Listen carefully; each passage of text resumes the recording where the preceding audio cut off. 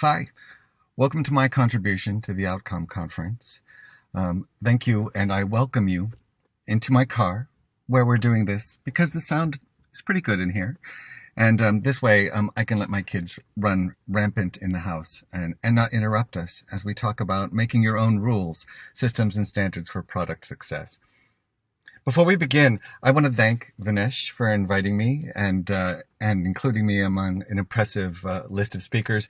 And a big shout out to Annalisa Valente, who's going to be talking about design systems so that I don't have to talk extensively about them. I'm a design systems manager right now, and it's good to be able to talk about design systems and content systems and other things, and knowing that Annalisa is going to dive deep into some design systems work. And yes, I am breaking the rules right away because I am breaking my own title. As I started to think about systems and standards for product success, I realized that I needed to break this out. Really, we're going to talk about systems and standards and content strategy, content design for product success, and see how content plays a critical role in all of our systems and all of our products. So let's dive in. First, you get a chance to meet the real me. I thank my art director for suggesting this. I have superpowers, but what's really important to note here is, so do you. Content strategy may be mine, but visual design may be yours. Content may be yours. Technical communications, product design, whatever you bring to the table, that is your superpower as we go about creating better products. So let's tap into all of those and let's see what we can do and see what we can talk about. I also want to talk about you as a superpower because you're watching this, and I hope it can be helpful for you. And if it's not, take what you can. I have a tendency to talk too fast. I have a tendency to focus on too many things because I'm interested in so many things, which is why I'm talking about systems and content and design and visual and marketing a product. And, well, you'll get the idea. Ask me to slow down at any time. And I'm so happy you're here, and I'm happy that wherever you are, you're well. So what are we talking about specifically today? Making your own rules for your product success. We're going to stop everything, which we need to do a lot these days. And we're going to see all the systems around us. We're going to start to work on and within the systems where we can make some impact of our own. And we're going to focus on how we make our own rules and how we figure out how to do the right things. And also, we're going to keep learning. This is just the start of a conversation we can have about systems and content and products and marketing. And let's keep on having these conversations so that we can make things better. So let's dive in and let's stop everything. It's kind of nice. But let's stop everything and nothing and think about what we should be doing. Let's just stop making products. It's exhausting. Let's stop marketing and let's stop making services, and let's start making and thinking about making systems. It's a little bit of a mind shift for us, especially because if you're like me, you end up being so tactical. You're always doing that thing, that next thing. But we need to start thinking that we're actually making things that are systems within systems, and we're working on systems now. Let's start making systems. But the good news is we already are. Let me be more specific and not specific at all. And let's talk about this system.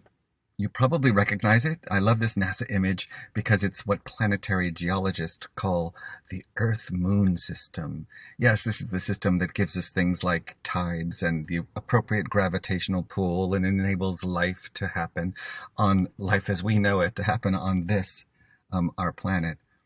So Earth is a system, the moon is a system, and we populate that planet with tons of other systems. To understand what's going on in that Earth, we have biology, geology, medicine, which is, of course, really important these days. It's giving us a lot of focus, taking a lot of our focus. Civics, government, how we organize the world and our states and our nations, Those are systems that we operate within. The environment is itself a system. Human interference in that system is a subject of much concern and debate and gives us opportunities to do a lot of work. Language itself is a system. What I'm using right now, an American version of English, is definitely a system that we have to operate within. Business, of course. We're all trying to make our way in the business world. We're trying to make products and experiences and change things. We operate within the constraints of business systems. Computing, of course, is the system. I'm using a computer right now, even though I am a little bit at the mercy of automotive systems. But those are some of the systems that we face all the time.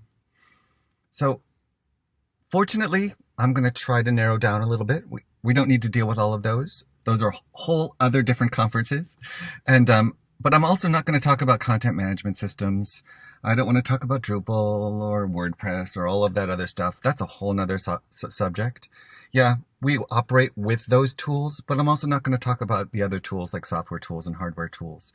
What I'm going to talk about more today is design systems and content systems and how they help us build better products. So we stopped for a little bit. Let's start and let's do the work. Let's talk about a design system.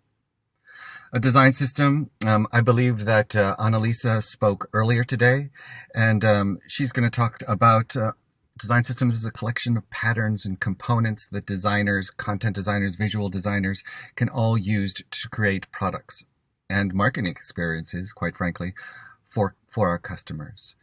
Here's perhaps the most famous one because it's so beautifully curated and well done. This is the Polaris, the Shopify design system. And I also love how content is featured right there at the very top of their navigation because it matters a lot in their experiences. And if you notice, surprise, the very week that I put this presentation together, Polaris did a visual refresh. And Shopify, the products are in fact undergoing a visual refresh. So the visual design system for them, it's changing. So let's dig and talk about all of the other design systems. If you have one of these mobile devices, the Android on the left or the Apple iOS computer, which is what it is, on the right, those experiences are governed by design systems, material for Android, and the human interface guidelines for Apple. So we are actually using design systems every day. So content also plays a very key part in those design systems. Basically, at the very basic level, this is super oversimplified because that helps. All models are misleading, but this model may be useful. A design system is design, how our screens or our deliverables appear. Code, the back-end magic that helps go in to make those designs appear. And documentation, the rules and guidelines for both the coders and the designers to make all of that work together. And throughout all of those pieces, there is content.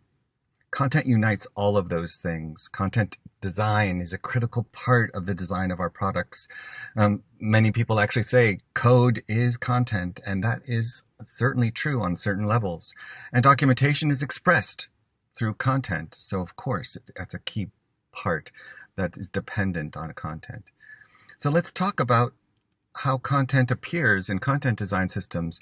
I've done some research on this in the past, and content is not as well represented in design systems as it should be. That is changing. We're making progress on that. And I'm going to share some good examples of that.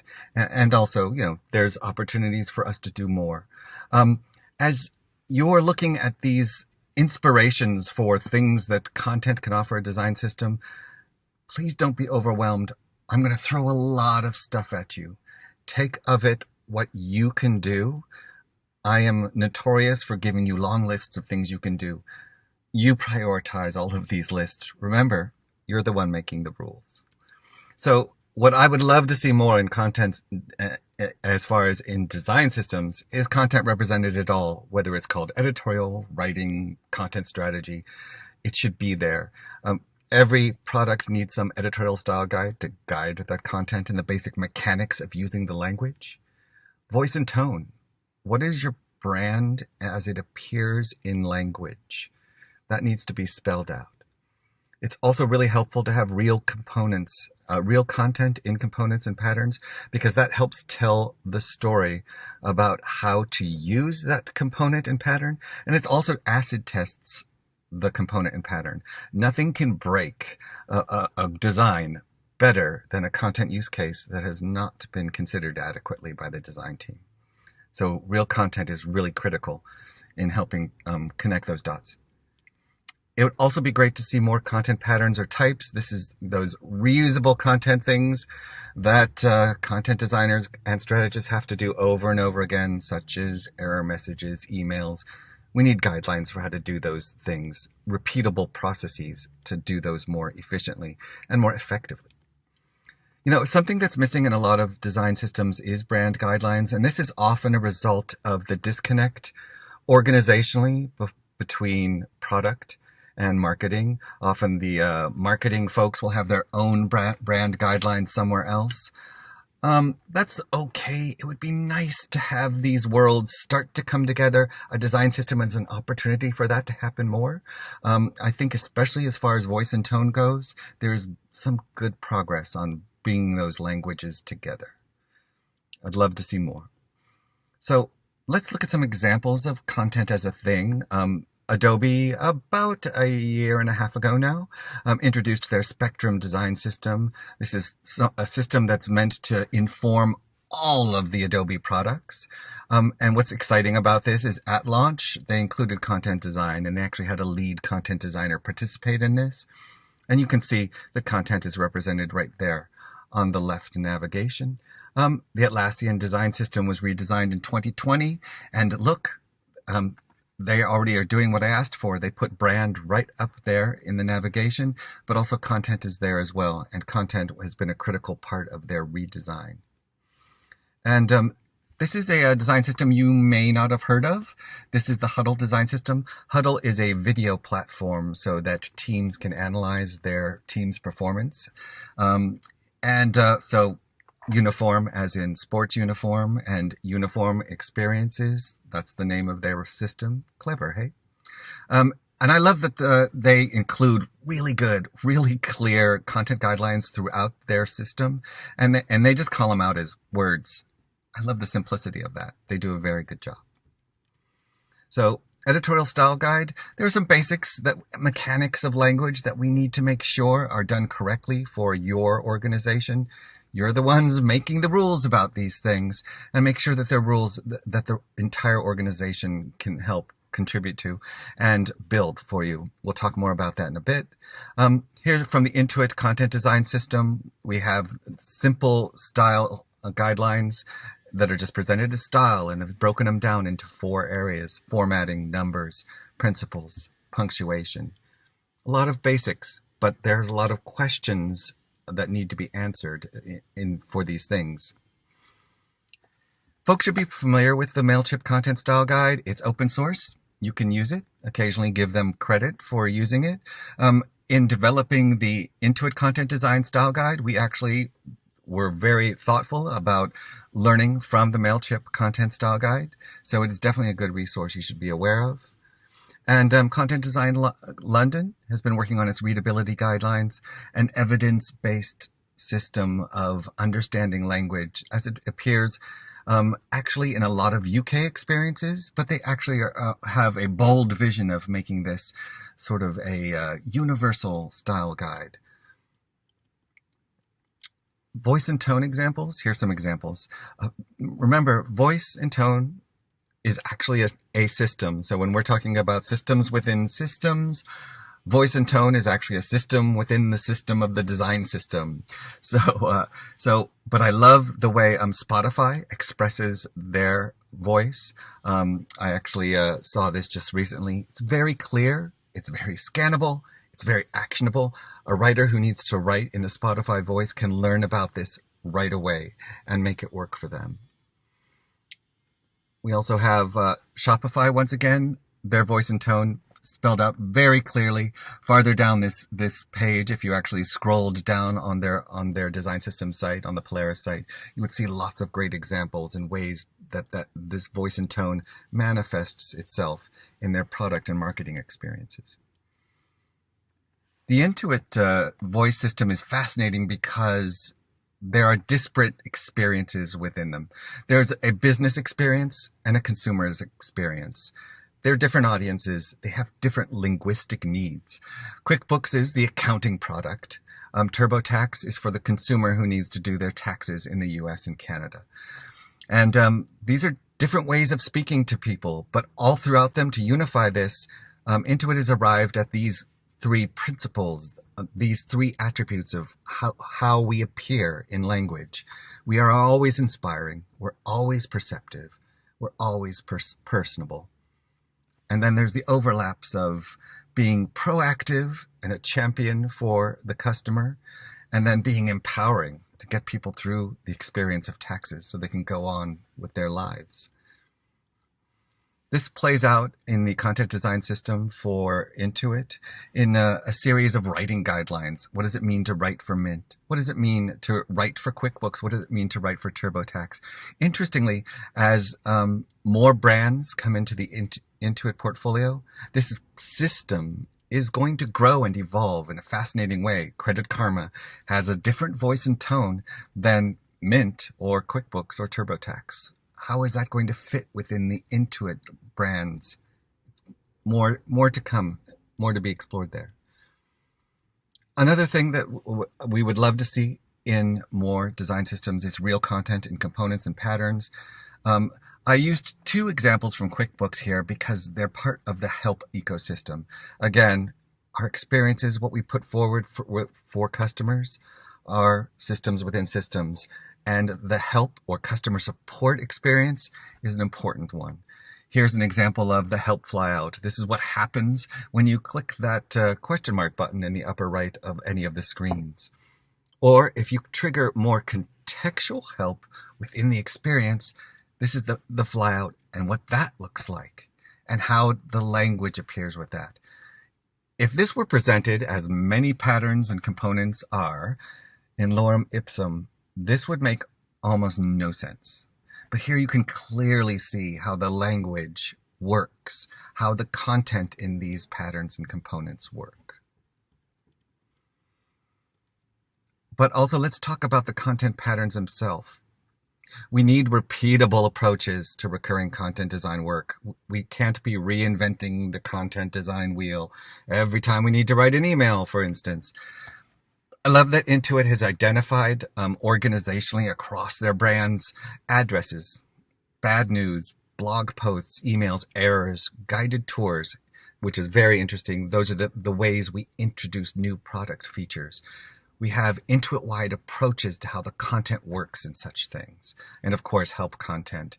New terms. How do you introduce new terms to your customers without making them feel like they're stupid? Sometimes accounting rules and terms are really hard. Let's bring the customers along in the journey to educate in a thoughtful, inclusive way. I dig deeper into errors because I'm a realist as well as an optimist, and I know we all have to write error messages sometime as part of our experience. We don't always satisfy with the golden path, the 80-20 idea that the happy path is what we're going to achieve. Sometimes someone's going to click something that they shouldn't, or put in numbers in a field that only takes letters. So how do we clearly get the customers out of those jams? Let's team with them and do that. Intuit has some clear guidelines how to do that, but you should also think about how do you want to do that in your product experience. So there's a lot more that content can contribute to design systems. This is one of my mega lists. Please don't let this overwhelm you. Information architecture, taxonomy, design documentation, principles, content-first design, technical writing, accessibility, communication, adoption, contribution models, workflow governance, localization, and translation, and there's a lot. A lot of that knowledge should be going into design systems, and If it isn't, I'm wondering who is doing that additional work. Is it your design team? Is it your product management team who contributes? There's a lot of content goodness that should be part of the design systems. And sometimes content needs to be identified as a system of its own, as Intuit has done. This is contentdesign.intuit.com. And this is a freely available site. We realized that in financial services, in some cases, there wasn't a lot of sharing of content guidelines, which is why one of the reasons why Intuit actually decided to share and make this system public. Feel free to go there and examine it and learn what you can from it. There was a number of challenges in creating one style guide for all of Intuit and its various brands. Notice that, there were 2 complete sets of editorial style guides. You'll see the one on the left is for the consumer group. That's the tax experience. The one on the right is for the QuickBooks experience for the accounting products. And they were vastly different. So over the course of 18 months, we started to bring them in together into a unified system. A unified and much simpler system, as we saw. All those style decisions are now designed clearly into this quick style section for all of Intuit. All of the Intuit communicators use this. You can do the same thing yourself. This is part of the rules that you're making to work for product success. This is how you do it. You get the right people in the room, or the Zoom call. And you can call them a style council, a design governing body, some design buddies. If you're a startup, it's just you and your designer or whomever. And you start to talk about standards. What are the rules that are going to govern your experiences, and how do you write them down? Establish some operating principles and processes. Be fair, open, whatever these simple processes and principles are. And then tell everyone who needs the know, including like your product manager partners, your development partners. Bring everybody along for the journey. And here's how you develop some of those content standards. Analyze the use cases. What are all the crazy places where an error message might need to appear? Be aware of those. Understand how that might appear differently in TurboTax for the consumer versus for a businessman. Research better practices. Get that evidence. Find out other ways of doing this. Steal heavily from other design systems and other people who are doing it. When I say steal, of course I mean borrow and be inspired by. But feel free to do that research. See how things can be done. And then finally, do a draft. Get people to comment on it. Respond, review, make suggestions, and integrate those good responses and iterate as much as you need to. Get sign off from your style council. Publish it in some way. You don't have to have a fancy public website the way Intuit does. That takes a little bit of effort, and not all product teams might be able to do that. Use your wiki, a shared document, Google Drive, whatever works for you to publish these guidelines and get other people to follow them or be inspired by them, guided by them. Communicate about all of this work and be prepared once you start to communicate. Other design systems and considerations are going to come out of the woodwork, and that's all good. That's all part of people working together and collaborating. Get ready to change at any moment and be really nice about it. We're all trying to make progress. So here is all of those steps you need to do. And I understand there's a lot to unpack here. Take on these steps and figure out how you can make them work for you. Remember, you're the one who are making the rules. You may decide that this process, as arduous as it seems to be, doesn't work for you. But here's sort of a framework that you can think of as you start to make your own rules for content and design. Some of the operating principles you may decide on. Here's some of the ones that we worked on at Intuit. We wanted to be fair and transparent. Do this in the open. Everyone can participate in this. And we shared often through every channel, email, Slack messages. In these days, we actually did in-person meetings, imagine, and parties, and we made it fun. Be skeptical of all your progress and know that you can always iterate and make things better for customers and your products. Sometimes you're going to have to kill your darlings. That thing, that example that you thought was so perfect. You're working towards better things. Killing sometimes is necessary. Collaborate, collaborate, collaborate, and celebrate. That's the fancy word that you can't see because you're looking at my picture and the top of my car. And celebrate all of these accomplishments and let people know this is great. This is going to help everyone work more effectively and efficiently. And we're working toward shared guidelines because we can be more effective and efficient with them. We don't have to reinvent wheels. And remember, as we work on these things, all of your stakeholders and your partners, you all have a lot more in common than you think. And where we differ is where we can grow and realize, wait a minute, you have a better way of informing this or a better way of satisfying the content needs in this use case. Let's learn from that. Let's do that. Let's do the better thing. And we can find these better design rationales, more informed research and insights, deeper understanding of our customers, and more thoughtful approaches to content and design creation and improvement. This slide is really all about collaboration. That's what really matters. Cooperative models of working and growing and making better products. So, principles for design and content collaboration: respect everybody. This is the collaboration slide part 2. Be open to everyone and every idea. When people bring crazy ideas to me, I always try to say yes. And let's also explore, don't say no. Listen. As soon as you say no, people feel that you're not listening. So be open to their ideas. But also do the work to know when certain ideas need to evolve. And you're including everyone on this journey. So when someone who came to you with this wacky idea starts to realize that that wacky idea needs to evolve, they'll be along for that. They'll come along. Communicate open, fairly, often, and keep your sense of humor. I have a new boss as of tomorrow, and one of the best things he already said to me was, "It's only work." And I thought, yes, life is bigger. Life is more important. Please keep your sense of humor and humanity as we do this work.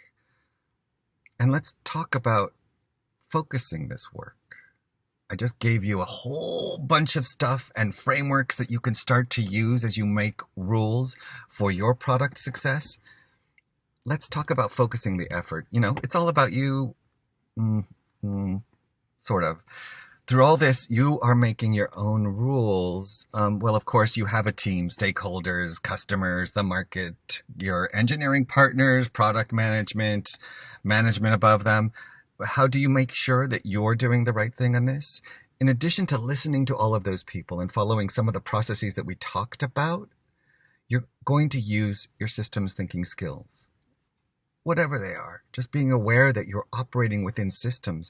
You're operating within a corporate or startup environment. That's a system that you need to make work for you and for the customers you're trying to serve.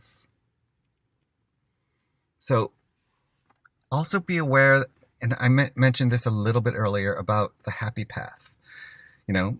Error messages exist, and they need to help guide people back to a happier path. But, and I'm generally a very optimistic person, but last year, toward the end of last year, Cheryl Platts released this book, Design Beyond Devices, Creating Multimodal Cross-Device Experiences. It's a good read, a very thoughtful read about how we build product and marketing experiences across whatever device the customer needs at any step in their journey. It's certainly a worthwhile way for us to look at omni-channel product and marketing experiences. But she talks about opti-pessimism in her book. I usually talk about optimism. I try to be up and excited about what we're doing because I think we can do great things. But she terms this phrase, opti-pessimism. It's where we ask, what could go wrong? And she writes this, and I thought it was worth spelling out word for word from her book. With such a large scale of potential human impact in the work that we are all doing, it's no longer enough to hide behind good intent or be satisfied with a go fast and break things mentality. Use your advanced reasoning skills and creativity, qualities you must certainly possess as a designer. Try and foresee potential problems in advance. I love the humanity of this and the faith that Cheryl Platts is placing in all of us. We as designers working to make better product experiences for our customers, we can do this. We need to think, though, also about doing the right thing and what could go wrong. What are all the eventualities? So she goes further later in that book to talk about a framework of figuring out whether or not you should do something to begin with. What is the purpose of your product? Try to be more purpose-driven and ask questions about potential problems, inclusion, change, and systems. I didn't want to completely steal this from her book, so I give you this screenshot. Well, actually, it's a mobile phone shot of my copy of the book. But I did want to dig deeper into some of her systems questions we should ask in the course of our work. Have we considered the proposed impact in the context of the systems in which it will contribute? What systems might be disrupted by your work, and how can we minimize harm? Disruption, despite what we may have read in the 90s on Twitter, is not always a good thing. What unintended consequences might your proposal have on the industry, economy, environment, society at large? And how will your solution interact with institutionalized racism or other forms of systemic discrimination?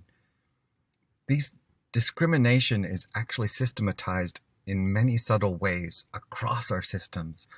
How can we, if possible, minimize its impact in the product and marketing experiences that we're creating? It's accessibility, but it's also awareness of inclusion and designing for all. It's kind of hard to figure out how to do all that, I know, but it is important. And the fact that you're here is encouraging. The fact that I can have these conversations with you, even through this format, is encouraging because it indicates that we can all keep learning as we create better product experience. Now, systems awareness in UX, why does this matter? We all want to make good things. We all want to be successful. We all want to make the right things, things that matter and can improve things. Systems awareness helps us do that and be aware of all the other repercussions. It's a word I like a lot, and I've been using it in a lot of my emails with my coworkers. They're probably starting to get a little bit sick of it. But our actions have repercussions. Other people call them second-order effects. Yes, you're aiming to do one thing with your product design, but be aware of the second-order effects that may result from that. So this is kind of hard stuff. I was reading this past year because I have been really investigating systems thinking as part of my practice as a designer, as a manager, and I read Gerald M. Weinberg's textbook, An Introduction to General Systems Thinking. There's a bunch of math in there, and it's intimidating, but there's so many good discoveries and thoughts in there. And so if you have some spare time, really wanted to dive into this further and more thoughtfully, I really recommend this book. As I was going through the book, I actually wrote these words on the flyleaf that I'm going to share with you. Weinberg would never write anything this banal, but it occurred to me, and I find this reassuring because I was getting overwhelmed. I'm a person who does, thanks to my content strategy background, I do lots of lists and spreadsheets. I want to understand everything. And I was getting a little overwhelmed by the everythingness of this systems work. But wherever you are in the systems thinking journey, however it applies to your product or marketing work at this point, it's okay. Just be aware of it. No one knows everything, and no one is ever prepared enough even to learn everything. Just keep asking the right questions. That's what I think. So systems, models, and the work we need to do, Another thing I wrote on another flyleaf is a system is a way of looking, not doing. As you develop systems and document them, remember, you write your own rules. Don't dictate to people. You're suggesting guidelines, ways we can do something. The system informs what you and your teammates can do. You're not making laws. You're making suggestions, ways of being better. It's a different way of looking at systems. If you go into it writing laws, you're going to be unliked and ineffective. And I don't think that is a goal that anyone has.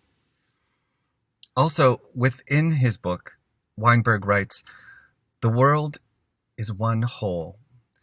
In the course of our systems work, we break up everything into language and we dissect everything and we do this fragmentation. The fragmentation of knowledge about the world is exactly analogous to the separation of a device into its components as in design systems, the body into its organs, or the surface of the earth into political units. This fragmentation is useful in some situations, for understanding, for discussion, for questioning, but this is so human. We usually carry it to extremes. I find this very challenging about systems. Sometimes we need to go down into the weeds, but we have to also be aware that we have to have a bigger picture in which our products and experiences need to exist. This is more than just an introduction. I think of this, as I conclude, as the way forward. And it's very encouraging to highlight what Weinberg wrote. The world is one whole.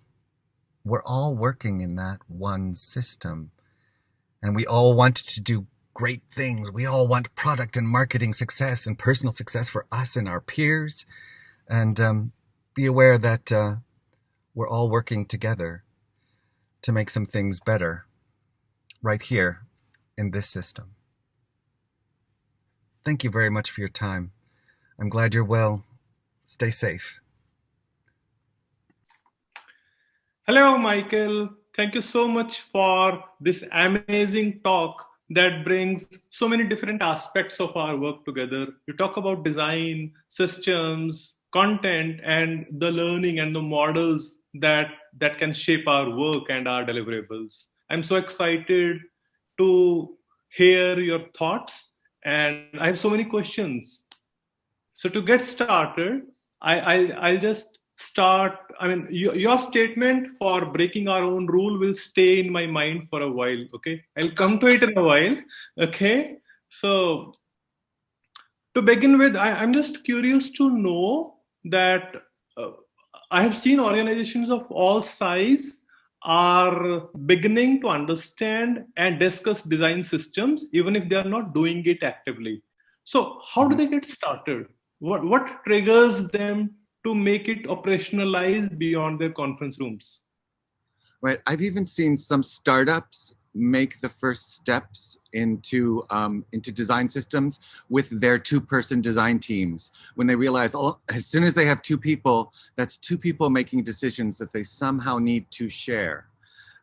So all of a sudden, it's like, they start to use the word source of truth, which is a very problematic phrase, but what is going to be the guidance that they follow? It's like, we're going to make the buttons look like this. Let's agree that throughout the product, we're going to do that.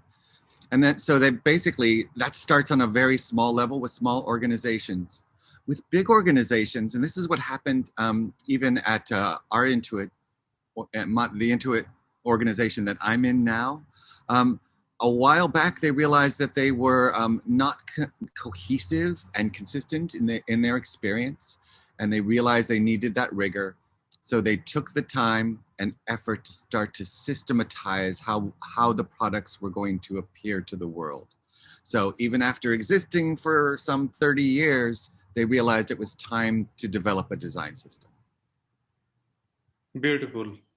Okay, so let's take a step back. Okay, knowing your background, because you're doing content strategy before your current title, which is Design Systems Manager, do you think that your work in content strategy helped you in shaping up the entire voice and the operations of design systems in Intuit?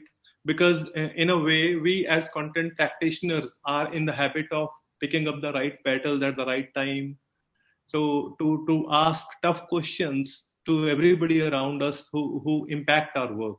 Does it help? It helps a lot, and it helps that detail focus. Whenever we start a content strategy engagement, we always want to document everything and understand everything. It's that information architecture effort part of our brain that kicks into work. We want to understand everything, the language, how it's presented, and how that language flows into other things like the interaction design and the visual. So jumping from content strategy into design systems is actually not that big a jump at all. I would say it's not even a jump. It's actually a logical extension of the work that we should be doing. If we turn on that information architecture part of our brain, we're always thinking about systems. Now we can think about the systems that create our systems. And so design systems are actually a really good fit for a content strategist who's open to more than just the content deliverables. Yeah, that pretty much sums up the big picture contribution of content and its role in the product. Now, yeah. Now, for coming back to the question that's really come up from this, your talk is breaking your own rules. Okay. Now you talk about collaboration. Okay. So does breaking our own rule and collaboration coexist? Because do you break your own rules to collaborate, or do you collaborate to break your own rules, or both of these? It depends on what your product and your design community needs. At times you might have established a rule and all of a sudden you realize this doesn't work for our design community, or this doesn't work for our customers. Then you need to evolve, you need to iterate. But at times you start to make discoveries in the creation of the product experience when you realize that rule that we hypothesized when we started, that needs to change to accommodate all of these use cases and these needs. So yes, we're making our own rules, but we're always learning and always willing and able, and we need to adapt. But yeah, so isn't it a bit of challenge to take your team in the same direction when you start to think differently, even if it is valid enough and in the interest of product? How do you mobilize the opinion towards breaking your own rules? Because somewhere it tends to interfere with the existing workflow in the organization, how communication and messages flow to and from your team. So how do you take your team with your goals, let's say, when you break your own rules? Right. We align on principles, those overarching things. We want to be useful. We don't want to take too much of our customers' time. We want to make sure the right content appears at the right time. Those kind of principles are the things you get your team to align on. And then you start to systematize approaches to delivering on those principles. And then as you start to apply them, that's where the teams can start to flex and realize in creative work that some adjustment might need to happen. But first you need to start to align the team on those high level principles, who you are and how you're going to act for your customers. Yeah. And I can anticipate that it's so important to document those principles and standards as a shared reference for the teams and maybe across functions also. Absolutely. In fact, it's really valuable to share those across functions. It's really helpful for us to be able to communicate with our product management peers that the design community is going to approach this problem in a certain way in alignment with our principles. And maybe our product management friends will realize those are good principles. Maybe we should adopt those for ourselves in our approach. So that's it's always good to share, because we've documented those things. We can share them with all our product partners. Interesting, the way you talk about product. So In medium-sized organizations, for instance, who are established but growing, does design system contribute to the functions outside of product, for instance, marketing and sales? Absolutely. And this is a choice that certain organizations can make. Most of the design systems that you see on designsystems.io do not include marketing, and a handful of them are just marketing or just brand display sites. There still seems to be a schism, especially in medium-sized organizations, between marketing and product. We've found that for the Intuit content design system, bringing marketers on board and the people who are doing that persuasive communication has actually strengthened the content style guide. So there are definitely advantages of bringing these two opposite sides of the business together in a systemic way. Our marketing team now, for some of our experiences, has a separate delivery mechanism, but we're still united, if not on components, but we're still united on principles. Yeah, I remember one of our discussions on Twitter on the same subject, where I think it was around making design systems open for different roles outside the product, and then identifying some measurable parameters around the value and possibly their contribution to the design system as well. Right. So we've chatted about how do you display the design system for your larger organization? How can you measure its value, say, for product management, for research, for visual design?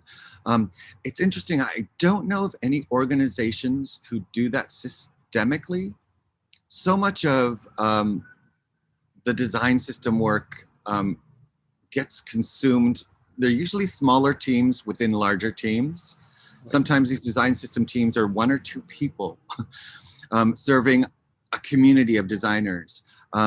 So I don't know how they take the time to do those sort of metrics. I'm not sure of any organization that does that. It's an open question, though. How can I measure the effectiveness of this system for product management? Is it because we were able to deliver the product faster? How do I turn that into a meaningful metric? I think there's a lot of work to do to start uncovering that sort of data-based approach to design system development. Certainly, yeah. I think it also, in a way, is an extension of how an organization measures and understands the value of design and content individually and collectively.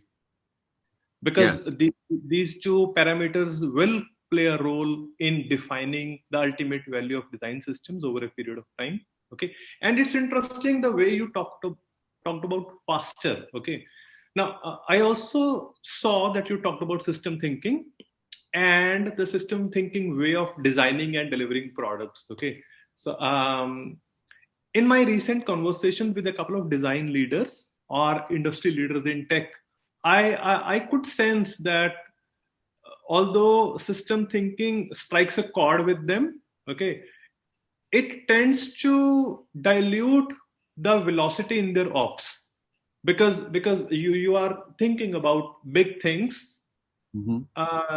Doesn't necessarily mean that you're not thinking about closer and small things, but that's the general sentiment I could sense in my conversations, that system thinking does not or may not go too well with the organizational ops velocity. So do you have any thoughts to keep this balanced? Right. Intuit has a CEO who I don't think is capable of giving a speech without using the word velocity. It is a business principle. It's pretty pervasive.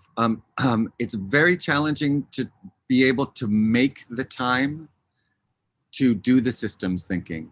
I recently saw a talk with Indy Young, who speaks frequently about people, purpose, and research, and she said, "We're creative people. We make things. we can make the time to do these things. And so as part of our work, we need to figure out ways to do that. Yes, we're always on the hook to deliver the next cool widget fast. But we also need to be aware of other things that next cool widget might affect. It might affect the widget that my teammate across the hall is working on at the same time. You know, you need to have those ecosystem and system effects in mind to make sure that you're really achieving something that's successful. Yeah. So how I look at it is that we need to find ways to see the system thinking or the system design flavor of system thinking in our internal dashboards. Yeah, it would be great if we had a way of measuring or noticing our second order effects, the other things that we might be influencing by this product. You know, stakeholder mapping is one way of starting that. We can just say, this product does this, but here's all the other people around it that it may affect. You know, and that could be done relatively scrappy and fast. But I'm wondering, there's probably some other work out there. It's a good question. You're going to make me do research, Vinesh. There must be some other good research about metrics for second order effects and how to systematize that systemic work. Michael, I have a long list of questions for you, but I'll keep some of these for our next conversation. Thank you so much for showing up for the outcome and for all the love for your design system community, the work that you have been doing in your writings and talks. And I'm sure the audience here absolutely loved your talk and they have some takeaways and they might reach out to you if they have any questions. They absolutely should. In fact, I'd love them to feel free to reach out to me through Twitter or any other means where you might find me in the social sphere. I'm always willing to help out our design community. What we're doing is not easy and we need to be there and help each other out. Thanks, Michael, and talk soon. Stay safe. Bye-bye.